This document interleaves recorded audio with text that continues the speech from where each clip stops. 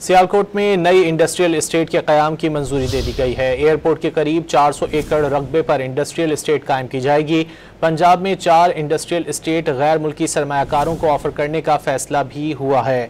सियालकोट में नई industrial estate के क़याम की मंजूरी दे दी गई है।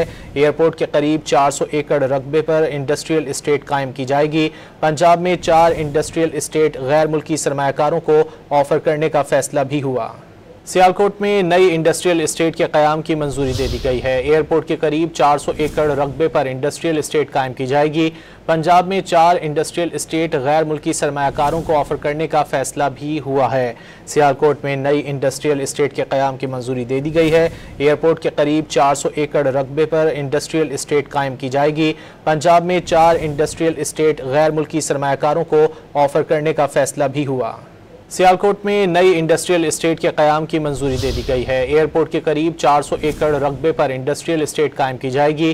पंजाब में 4 इंडस्ट्रियल इस्टेट गैर मुल्की सरमायाकारों को ऑफर करने का फैसला भी हुआ है। सियालकोट में नई इंडस्ट्रियल इस्टेट के क़याम की मंजूरी दे दी गई है। एयरपोर्ट के करीब 400 एकड़ रकबे पर इंडस्ट्रियल इस्टेट कायम की जाएगी। पंजाब में 4 इंडस्ट्रियल इस्टेट गैर मुल्की सरमायाकारों को ऑफर करने का फैसला भी हुआ।